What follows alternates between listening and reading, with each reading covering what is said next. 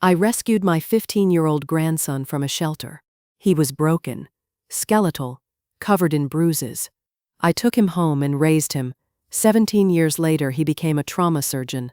Then one night, the woman who put him there was wheeled into his ER, dying, beaten nearly to death. My grandson stood over her body with a scalpel in his hand. The backup surgeon was 45 minutes away. She had maybe 10 minutes left. He could walk away, let someone else handle it. Or he could save the person who'd abandoned him when he needed her most. My name is Joan. I am 77 years old now, and this is my story. Before we continue, please leave a comment telling us where you're watching from, and subscribe to Never Too Old channel. We're creating a community of people who know that our best chapters can happen at any age. Now, back to the story. The phone rang during my shift at the ICU. I was checking a patient's IV line when I saw Mrs. Alvarez's name on the screen. My hands went cold. I stepped into the hallway and answered. "Joan? It's Mrs. Alvarez, from Oakwood Drive in Riverside." Her voice was shaking. "Your grandson. He showed up at the youth shelter 2 nights ago. I just found out this morning from another neighbor who volunteers there. She recognized him and called me right away." The hallway tilted. I put my hand on the wall. "Which shelter?" "Hammond Street." "Joan, I'm so sorry I didn't know sooner." "It's okay. Thank you for calling." I hung up and walked straight to the supervisor's desk. Told her family emergency. She took one look at my face and nodded. I grabbed my purse and left. 3 years. I'd been waiting 3 years for this call. I got in my car and started driving. 2 hours to Riverside. My hands were shaking on the wheel. It's strange what your mind does when you're driving to something like this. You think you'll focus on the road. But instead I kept seeing Rebecca at 23, standing in my kitchen with Danny's arm around her waist. Danny seemed nice enough at first. Quiet, worked at the hardware store. He was good to her. Ethan came along 2 years later. I was in the delivery room when he was born. Danny held that baby like he was made of glass. Then Ethan turned 3, and Danny left. No fight, no warning. Just gone one morning with half the furniture and Rebecca's savings account emptied. Rebecca fell apart. She'd always been fragile. Her father died when she was 9, and she never quite recovered. Now here she was, 26 with a toddler and no husband and no money. She started drinking. Not a lot at first, just a glass of wine at night. Then 2 glasses, then a bottle. I'd come over and find Ethan in front of the TV with cereal for dinner, and Rebecca passed out on the couch. I tried to help. I brought groceries. I watched Ethan on weekends. I sat her down and said the words you're supposed to say. She'd cry and promise to do better, and she would, for a week or 2. 2 years of that. Then she met Carl. She called me all excited about this man she'd met at a bar, how charming he was, how he didn't care that she had a kid. I should have known right then, any man who says he doesn't care that you have a kid is lying. But Rebecca was so happy. I hadn't seen her smile like that since before Danny left. So I said okay, bring him by for Thanksgiving. Carl showed up in a leather jacket and boots, shook my hand too hard, called me ma'am. He had that look some men have, the kind where their eyes are always moving. Dinner was fine until Rebecca forgot his beer. She was in the kitchen helping me and he called out from the living room. She laughed and grabbed one from the fridge, brought it out to him. I followed her, watched him grab her wrist when she handed him the bottle. He smiled while he did it, but his fingers were white on her skin. "Don't forget again." Rebecca laughed like it was a joke, but her face had gone red. I pulled her aside in the kitchen after. "That man is dangerous." She looked at me like I'd slapped her. "What? No, Mom, he's just stressed." "Rebecca, you don't understand. He loves me. He's good to Ethan. I saw what he did to your wrist." She pulled her sleeve down. "That was nothing." Over the next year I started noticing things. Bruises on her arms, a yellowing one on her collarbone, she said, came from bumping into a door. Ethan got quieter. He was 7 by then, and used to chatter about dinosaurs. Now he barely spoke. I asked him once if everything was okay at home. He looked at me with these huge brown eyes and nodded, but he wouldn't look at me straight. I called Rebecca, asked her point blank if Carl was hurting them. "Mom, stop. You're being paranoid. I'm a nurse. I know what abuse looks like." Well, maybe you should focus on your patients instead of trying to ruin my relationship. She hung up on me. I tried visiting more. Every time I came over, Carl was there, sitting in the living room like a guard dog. Joan, so nice to see you. Rebecca got thinner. Ethan got quieter. By the time Ethan was 11, I was calling every week. Rebecca stopped answering. When she did pick up, she'd say they were busy. I'd ask to talk to Ethan. She'd say he was at a friend's house. Then one day she called me. Her voice was flat. We're moving to Riverside. Carl got a job there. That's 2 hours away. I know. We need a fresh start. A fresh start. That's what she called it. I drove to Riverside the day they moved in. Brought a casserole. Helped them unpack boxes. The house on Oakwood Drive was small and dark. Carl was outside the whole time smoking. I tried to talk to Rebecca in the kitchen. This isn't a fresh start. This is him isolating you. Mom, please. I see the bruises. I'm not blind. I'm happy. Can't you just be happy for me? Not when I see terror in my grandson's eyes. She flinched. Then her face went hard. You need to leave. I left. Drove home crying so hard I had to pull over twice. That night she called. Carl must have been standing right there because her voice sounded rehearsed. Mom, don't come back. We need space. Carl says you're undermining our relationship. Rebecca, please. She hung up. I drove back the next day anyway, knocked on the door. Nobody answered. Their car was in the driveway. I could see a curtain move in the front window. I stood there knocking until my knuckles hurt. The neighbor next door was watering her plants. An older woman, maybe 70, with gray hair and kind eyes. She watched me for a minute, then walked over.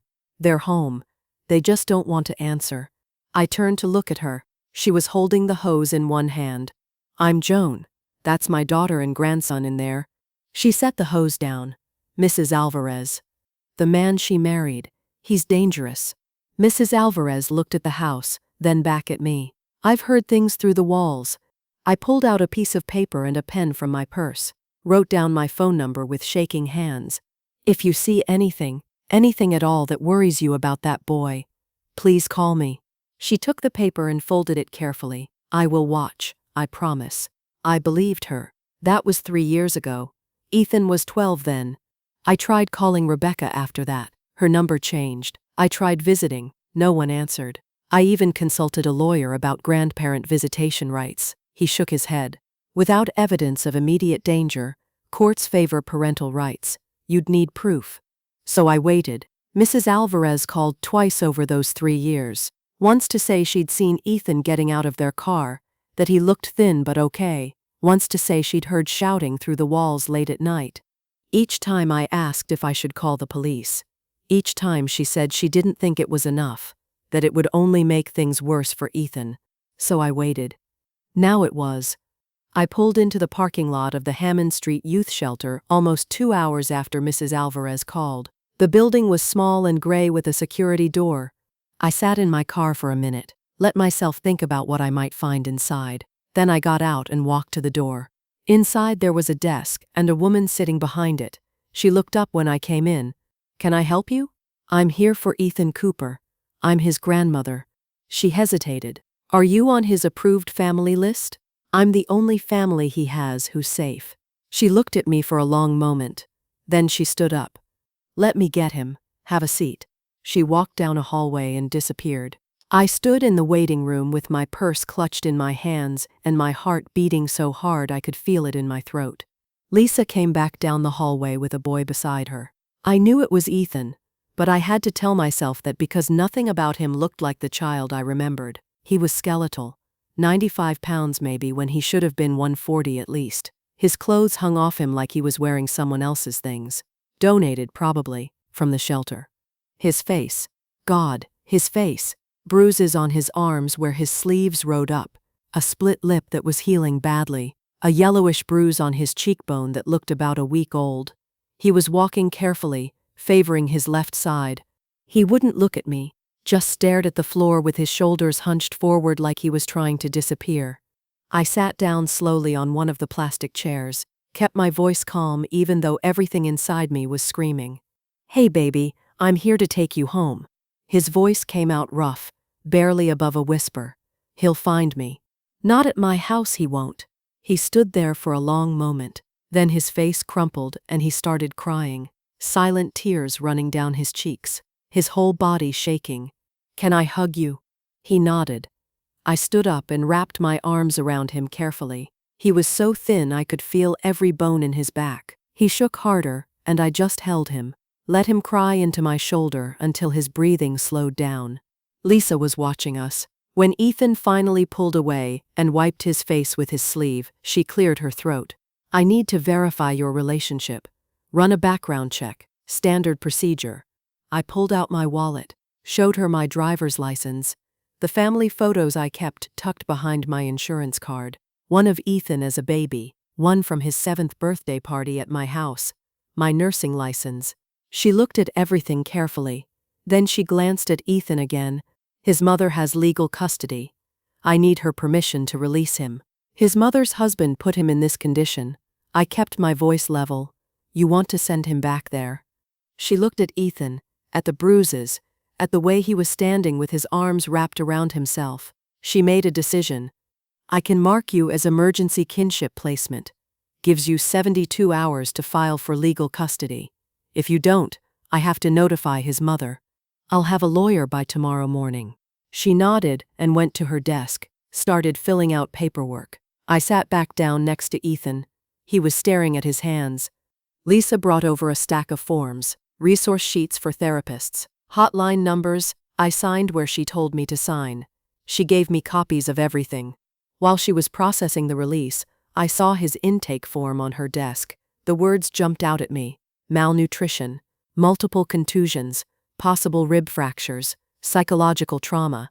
Lisa handed me the final papers. "Take care of him." "I will." We walked out to my car. Ethan kept looking over his shoulder at the building like someone was going to come running out and drag him back. When we got to the car, he climbed in the passenger side and pressed himself against the door. Watched the side mirror the whole time I was starting the engine. I didn't try to make conversation, just let the silence sit between us. 20 minutes into the drive, I pulled into a pharmacy parking lot. "I need to check you over when we get home. Make sure nothing needs immediate attention. That okay?" He nodded without looking at me. I went inside and bought first aid supplies, antibiotic ointment, bandages, bottles of Ensure, acetaminophen. The pharmacist asked if I needed help finding anything. I said no, and paid in cash. When I got back to the car, Ethan was in the same position, watching the mirror. My house looked exactly the way I'd left it that morning. Small, 2 bedrooms, clean. The guest room had been ready for 3 years, fresh sheets on the bed, curtains I'd hung up the week after they moved to Riverside, just in case. I unlocked the door and brought him inside, showed him around. The living room, the kitchen, the bathroom across the hall from his room. "This is yours." He stood in the doorway looking at the bed, the lamp on the nightstand, the window with the blue curtains. "I need to look at those bruises. Can you take your shirt off?" He did, pulled it over his head slowly, like even that hurt.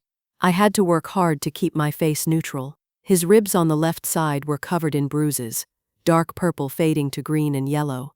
Some fresh, some older, the pattern of someone hitting him over and over.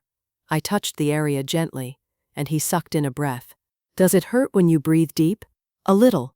Could be cracked, but his breathing sounded steady. Nothing grinding when I pressed, just bruising, bad bruising.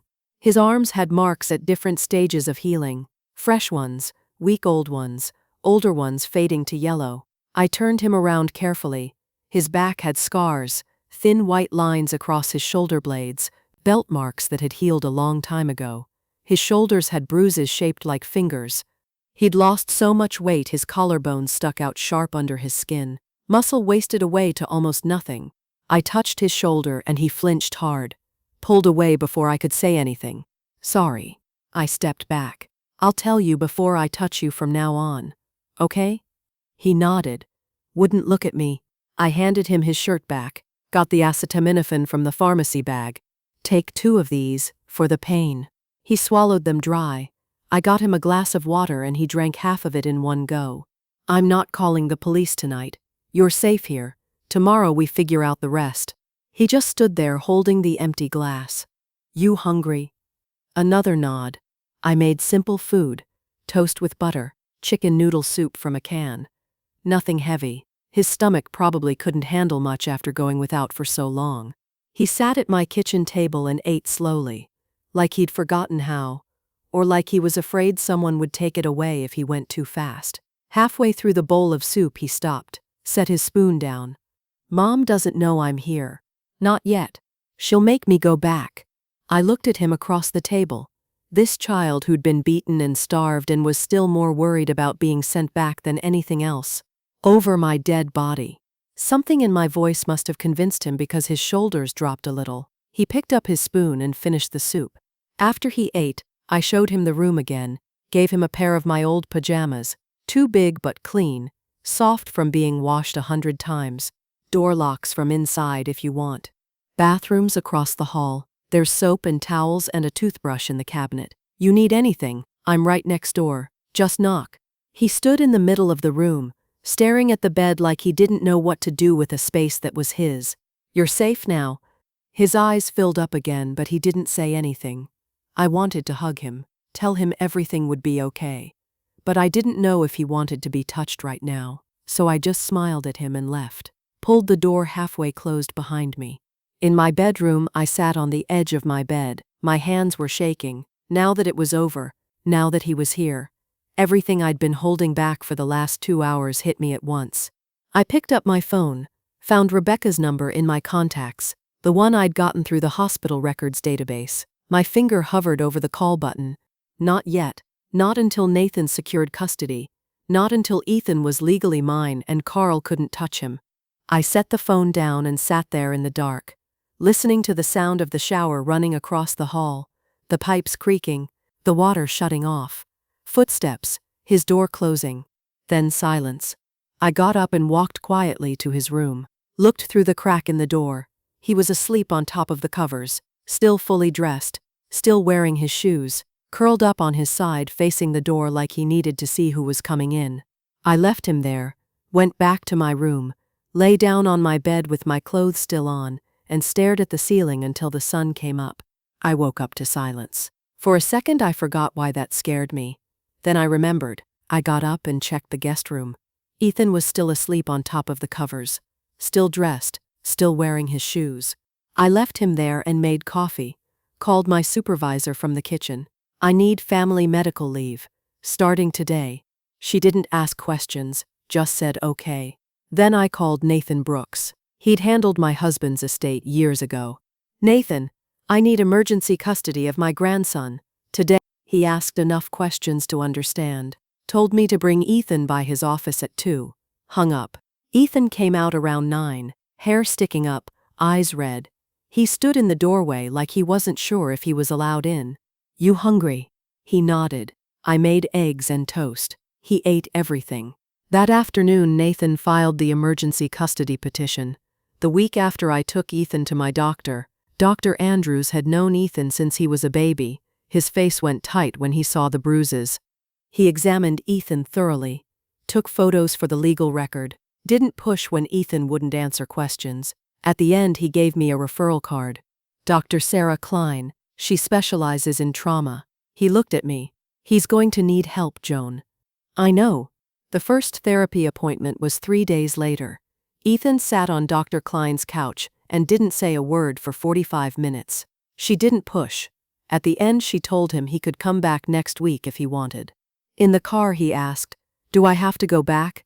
"If you want to get better, yes." He looked out the window. Okay. Rebecca started calling on the 4th day. 28 times over 3 days. I didn't answer. Just listened to the voicemails. At first, she was angry. "Mom, where is he? The shelter called me. You had no right." Then desperate. "Please just tell me he's okay." Midway through, she tried a different approach. "Carl wants to explain. It's not what you think." Near the end, she gave up. "Fine, keep him then." The last voicemail was different. Her voice was empty. "I can't fight you. I can't fight anyone anymore." Like something inside her had broken all the way through. I saved every voicemail, sent them to Nathan. 2 weeks later, we had the custody hearing. I expected a fight. Rebecca was standing outside the courthouse with a woman in a suit. No Carl. She looked terrible. Thinner. A bruise on her arm barely covered by long sleeves. She wouldn't look at us. Nathan got a call before we went in. When he came back, his face was strange. She's not contesting. Rebecca's signing voluntary relinquishment of custody. I stared at him. What? She's giving him to you. Ethan went very still beside me. Inside the courtroom, the judge looked at Rebecca. Mrs. Williams, you understand you're giving up legal custody of your minor son. Her voice came out flat. Yes, Your Honor. He's better off with my mother. The judge signed the papers, granted me full legal guardianship. Walking out, Rebecca tried to come toward us. Ethan shrank back. She stopped, tears running down her face. I'm sorry. Ethan didn't say anything. Rebecca, go home. She looked at me for a long moment, then turned and walked away. That night I heard Ethan crying through the wall. I met with the prosecutor the next week, told him I wanted to press charges against Carl Williams for child abuse. He looked at the medical records, the photos, asked if Ethan would testify. He's 15 and traumatized, but yes. The prosecutor shook his head. The mother won't cooperate, won't testify. Without her corroboration, it's just the boy's word against the defendant's. Defense will say he's lying. He has scars, possibly cracked ribs, malnutrition. I believe you, but juries need more. I can offer Williams a plea deal, probation and anger management. Probation? He tortured a child for 3 years. I know. I'm sorry. Without the mother's testimony, this is the best I can do. Carl took the plea deal. 2 years probation, anger management classes, no jail time. The restraining order went through, but Carl walked out and went right back to Rebecca. I told Ethan that night, watched his face shut down. So he just gets away with it. Not forever. This goes on his record. But we both knew that wasn't enough. 2 months later, Ethan started school, sophomore year in a new district. He struggled, behind in everything. I hired a tutor. Amy was a college student, patient, kind. She came 3 times a week. Therapy was twice a week. Ethan was starting to talk more. Dr. Klein said he was making progress. The nightmares were the hardest part. Some nights I'd knock on his door. Can I come in? He'd be sitting up, shaking. I'd sit on the edge of the bed. You're not alone anymore. One night he spoke. She didn't even try to keep me. I didn't have an answer. It was true. Why? Wasn't I enough?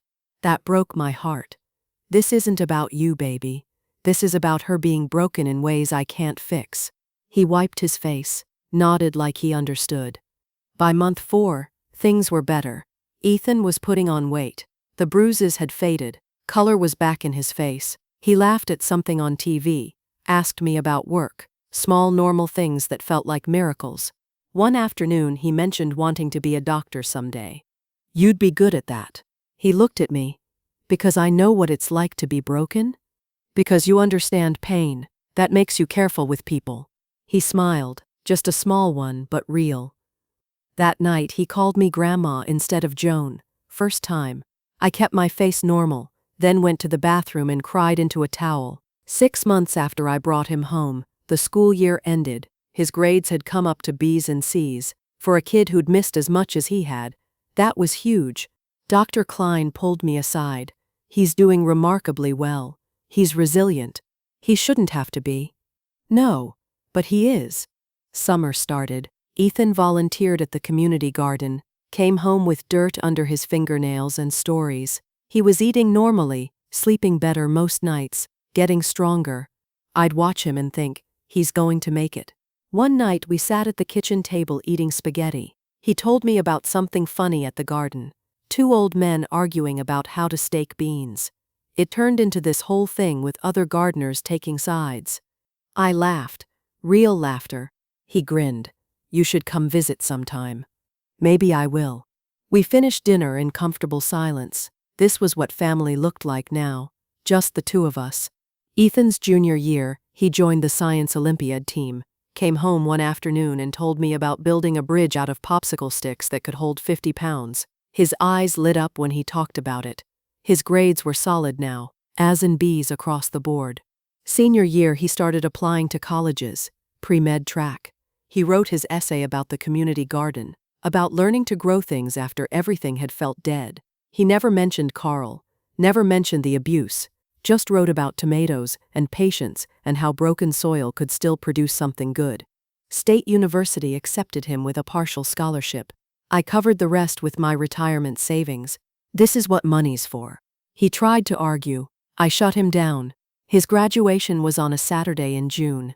I sat in the audience with all the other parents and cried through the whole ceremony. When they called his name and he walked across that stage, I thought about the skeletal 15-year-old I'd picked up from a shelter 3 years earlier, how far he'd come. He found me afterward in the parking lot, cap in his hand, gown unzipped. I wouldn't be here without you. Yes, you would. You're stronger than you know. He shook his head. We did it together. College was 2 hours away, but he came home every other weekend. I watched him transform over those 4 years. Pre-med was brutal, but he handled it. Confident, strong, purpose-driven in a way that made me proud and sad at the same time. Proud because he'd made it. Sad because he'd had to fight so hard to get there. The summer after his sophomore year, he volunteered at my hospital. I'd see him in the hallways in his volunteer shirt, talking to patients. He was gentle with them. Calm, the kind of calm that comes from understanding what it's like to be afraid. He started shadowing doctors in the ER and surgery, asked questions constantly, absorbed everything like he was making up for lost time. Junior year he was studying for the MCAT, stressed but determined. I'd find him at my kitchen table at midnight with flashcards spread everywhere. Senior year, the medical school acceptance letter came. State University Medical School. We opened it together in my kitchen, both of us crying. Again. We went out to dinner to celebrate. Nice restaurant downtown. He raised his water glass. To Dr. Ethan Cooper. Almost. I touched my glass to his. Almost. Not without you. None of this without you. Medical school nearly broke him. First year was brutal. He called me one night after a particularly hard anatomy exam. I don't know if I can do this. Yes, you can. One day at a time. That's how we got here. He was quiet for a minute. Then, okay. Second year he found his rhythm. Made friends in his study group. Started to believe he belonged there. Third year he did clinical rotations. Called me after his first time in an operating room. I think I found it. Surgery. I like fixing things that are broken. I heard what he wasn't saying. My heart ached and soared at the same time. Fourth year he applied for surgical residencies. Match day was in March. I retired from nursing that year at 67. 40 years was enough. I took the day off to be there with him when he opened his match letter. He opened the envelope with shaking hands, read it, looked at me. I matched. University Medical Center. I hugged him hard. Your grandfather would be so proud. Residency was 5 years of hell, 80 to 100-hour weeks. He lost weight again. Different reason this time. Not abuse. Just the grinding exhaustion of becoming a surgeon. I had more time now that I was retired. I'd bring him food in Tupperware containers, do his laundry when he came over on his rare days off. He protested. You don't have to do this. You focus on becoming a surgeon. I'll focus on keeping you fed and in clean scrubs. Second year of residency, he assisted on a major trauma case, motorcycle accident, multiple injuries, urgent surgery. He told me about it later, how his hands had been steady, how he'd known exactly what to do. The attending surgeon had complimented him after. Something clicked for him that day. Third year he told me over dinner, I want to do trauma surgery fellowship after I finish residency. Why trauma? He was quiet for a long moment. Because people come in broken, and I can put them back together. I understand what it's like to need someone to put you back together. My eyes filled. You'll be brilliant at it. He applied for fellowships his 4th year. Got accepted to stay at University Medical Center for trauma surgery training. 1 more year after residency ended. When he finished his general surgery residency at 31, I threw him a small party at my house. Just the 2 of us. The way we liked it. The fellowship year was intense. Trauma surgery, surgical critical care, learning to work under extreme pressure with seconds to make decisions. I was 76 when he started the fellowship, 77 by the time he finished. My hair had gone completely white. I moved slower, but my mind was still sharp, and I could still make a decent pot roast. When he completed his fellowship at 32, he was offered an attending trauma surgeon position, his own position, no longer a student, a real surgeon. We had dinner at my house to celebrate. He brought flowers. Thank you for everything, for answering that call 17 years ago. You did this yourself, every single bit of it. He shook his head. We did it together. We ate in comfortable silence for a while. Then he asked the question he hadn't asked in years. You ever hear from Mom? No, not in 17 years, not since the courthouse. You think she's okay? I don't know, honey. He pushed food around his plate. I don't think about her much anymore. That's healthy. But sometimes I wonder if he's still hurting her. She made her choice. You can't save someone who won't save themselves. He nodded, changed the subject to something lighter, told me about a resident who'd nearly fainted in the operating room. We didn't know that in 2 weeks everything would change. His first week as an attending trauma surgeon, he was confident, skilled, teaching residents, saving lives, his past trauma behind him. Or so he thought. Ethan told me later what happened that night. Not right away. 3 days later, when he finally came over for dinner, and we sat at my kitchen table with cold coffee between us, he told me all of it, the way you tell someone something you need them to understand, even though it still doesn't make sense to you. It was a Tuesday. His shift started at 7 in the evening. Busy from the start. 2 car accidents. 1 gunshot wound. 1 industrial accident with a guy who'd gotten his arm caught in machinery. The kind of night where you don't sit down, don't eat. Just move from one trauma bay to the next. At 11:47 the ambulance call came in. Domestic violence victim, female, approximately 54 years old, severe beating. Ethan was in the trauma bay when the paramedics wheeled her in. She was unconscious, intubated in the field. Her face was swollen, significant facial trauma. Her abdomen was distended. The paramedic was reading off his report. Found by neighbor. Severe beating. Husband fled the scene. Police pursuing. Ethan was doing his rapid assessment. Blood pressure 80/45 and dropping. The distended abdomen meant internal bleeding. He was already thinking ruptured spleen, possible liver damage. The nurse was reading from the paramedic chart. Patient name Rebecca Cooper Williams. Ethan stopped breathing. He looked at her face. Really looked. It was swollen, bruised beyond recognition almost, but he knew, 17 years older, beaten nearly to death, but it was her, his mother. His hands were frozen on her abdomen. The nurse asked if he was okay. Dr. Rosen was running the trauma protocol, calling out orders, probable ruptured spleen, possible liver damage. She's actively bleeding out, needs operating room now. Then Dr. Rosen looked at Ethan. You're trauma attending on call, you're up.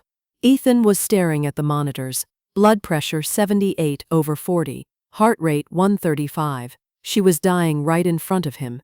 He told me about the memories that hit him all at once.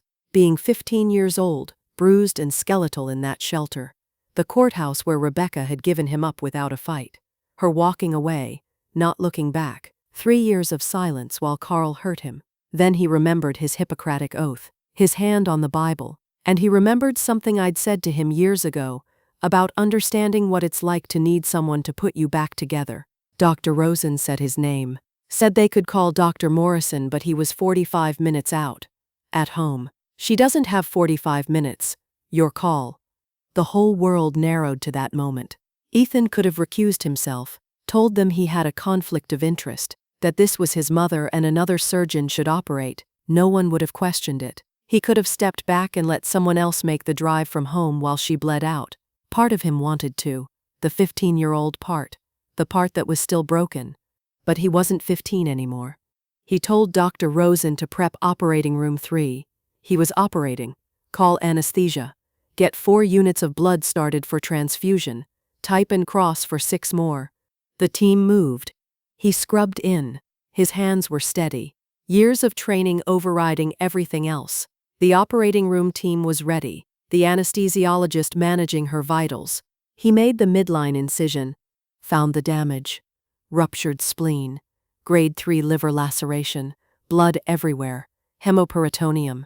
He worked methodically, the way he'd been trained, removed the spleen, packed the liver, controlled the bleeding, repaired vessels. His hands knew exactly what to do, even as his mind was screaming. 3.5 hours. Finally, she was stable, bleeding controlled. He told them to close her up, send her to ICU after recovery, someone notify family. He stripped off his gloves, walked out. In the scrub room, he sat down on the bench, took off his surgical cap, his mask, put his head in his hands. Dr. Rosen found him 10 minutes later, told him he'd saved her life. Beautiful surgery. Ethan said, "Yeah." Dr. Rosen said, "That was your mother." "Yeah." "You okay?" Ethan looked up. "No, but I did the right thing." Dr. Rosen said he did, then left him alone. A detective showed up while Ethan was still sitting there. Detective Pierce asked about the patient's injuries. Ethan switched into professional mode. Ruptured spleen, grade 3 liver laceration, 4 fractured ribs, extensive internal bleeding, injuries consistent with severe prolonged beating. She would have died within the hour without surgical intervention. The detective wrote it all down, said it helped their case. They'd arrested Carl Williams 2 hours ago at a motel off Highway 9. Neighbor had given them his vehicle description and plate number. State police spotted him, brought him in. He was in custody. Ethan said, "Good." The detective said they'd need a formal statement for the attempted murder charge. Attempted murder? Given the severity and the fact he fled, this wasn't a domestic dispute. This was attempted murder. Ethan nodded. After the detective left, Ethan sat there until his hands stopped shaking. It was 3:17 in the morning when he finally took out his phone. He called me. I was asleep. The phone rang twice before I answered. "Ethan? What's wrong? Are you hurt?" "No, Grandma. You need to come to the hospital." I was already getting out of bed. "I'm on my way." "What happened?" "It's Mom. She came into my ER tonight. Carl beat her nearly to death." I couldn't speak for a second. "Is she?" "I operated. She's alive. She's in ICU now." More silence. Then I said it. "You operated on her." "I almost didn't. I stood there and wanted to let her die. But you didn't." "I don't know if that makes me good or just weak. It makes you the man you chose to become. I'm proud of you. I'm on my way." I hung up, got dressed, drove to the hospital in the dark. The roads were empty at that hour.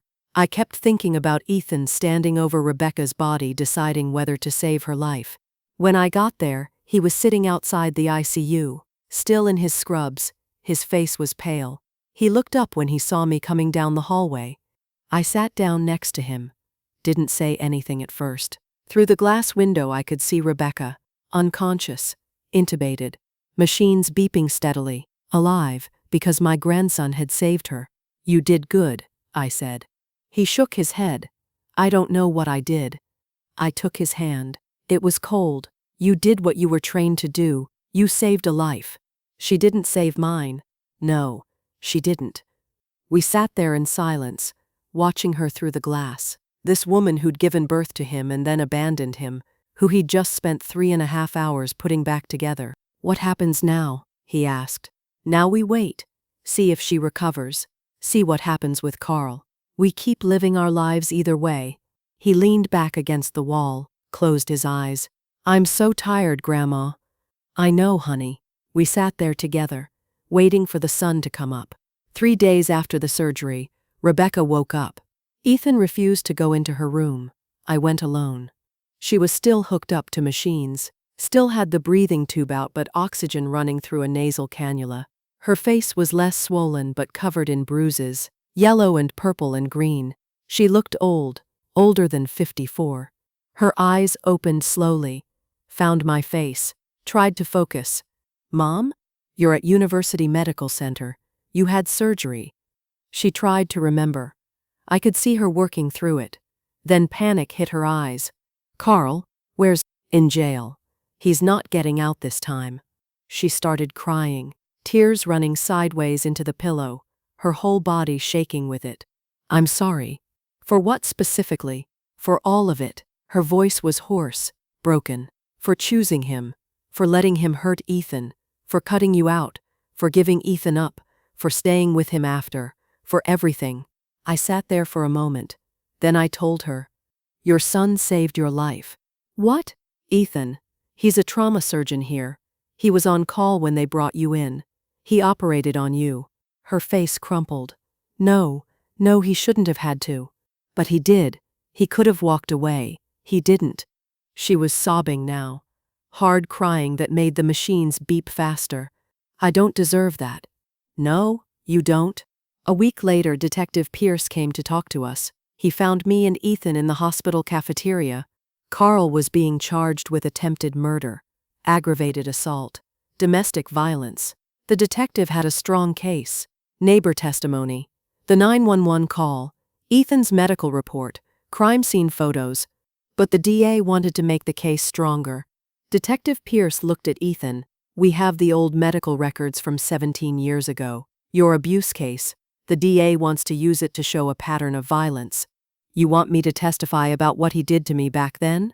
It establishes he's a habitual violent offender, makes the case much stronger, could mean the difference between 15 years and 25 years.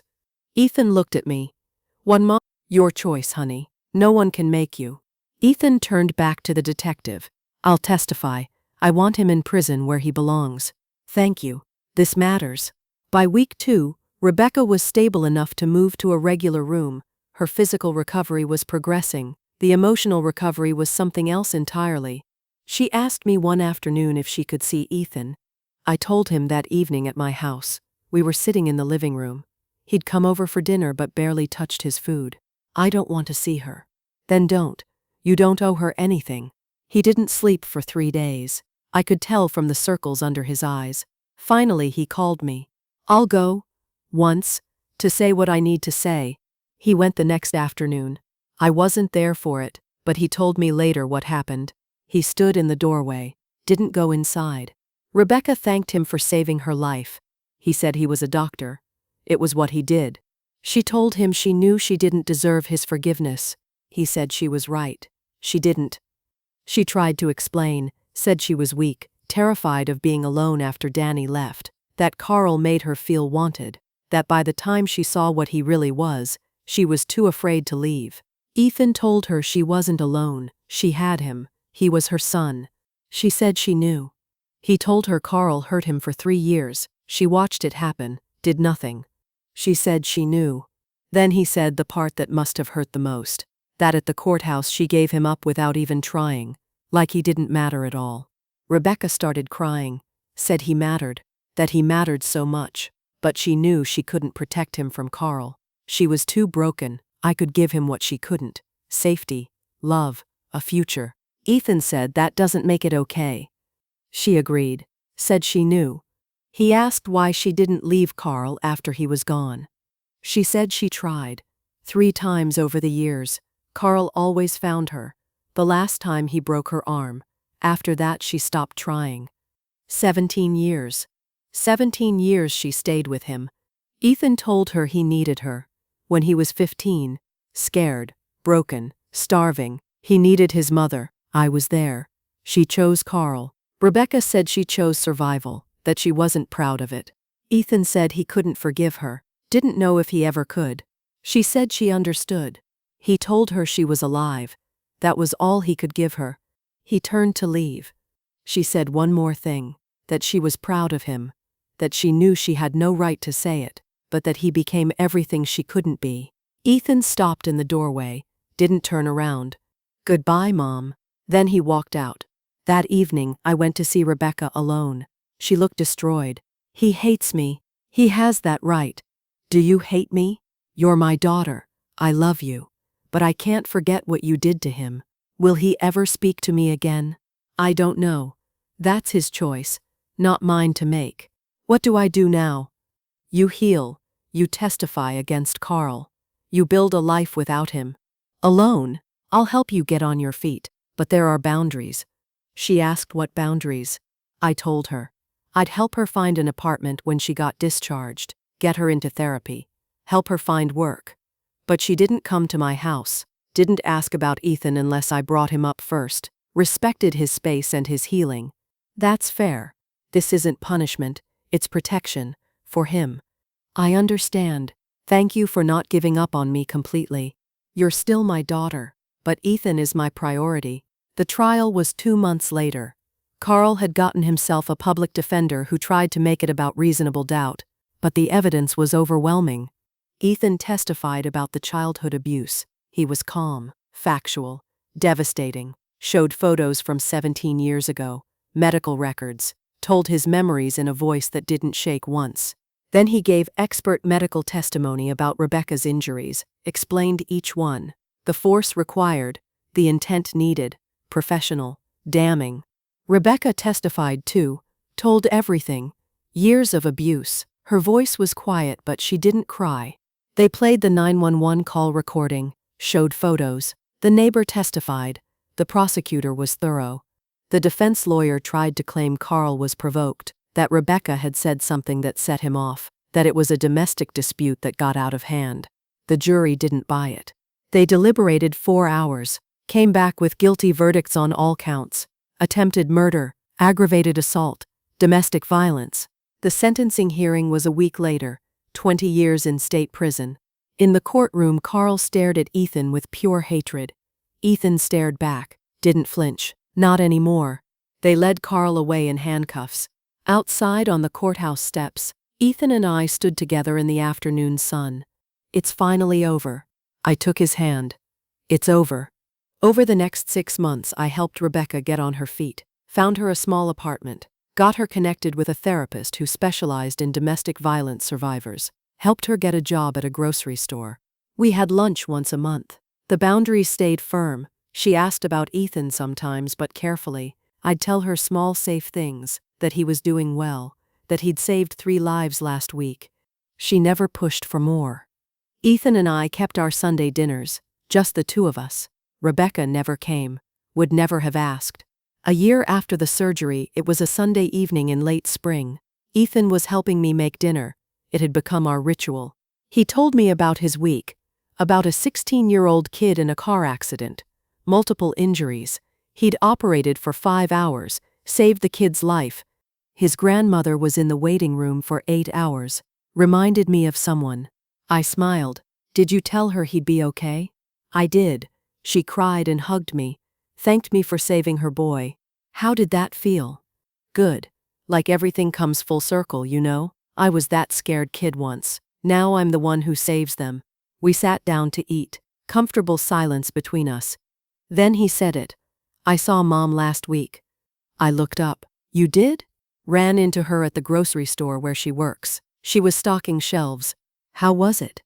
Awkward. She asked how I was doing. I said fine. She said therapy's helping her. I said that's good. Then I left. How did you feel? He was quiet for a moment. Okay, actually. Didn't hurt like I thought it would. Just neutral. Like seeing someone I used to know a long time ago. I watched his face. But nothing. I'm fine. I didn't push. Know when to let silence sit. Maybe someday it'll be more than that. But not yet. Maybe not ever. No timeline on these things. You okay with that? With me keeping distance from her? Honey, I'm okay with whatever you need. She's my daughter and I love her. But you're my priority. Always have been. Thank you. For everything. For that phone call, 17 years ago. For taking me in. For believing me. For never giving up. My eyes filled up. You made it easy to believe in you. He raised his water glass. To family, the kind we choose. I touched my glass to his. To family. We finished dinner in that comfortable silence, the kind that only comes with people who've been through hell together and made it out the other side. Later we washed dishes together. Easy rhythm. Him washing, me drying, talking about nothing important, his schedule next week, whether I needed anything from the store.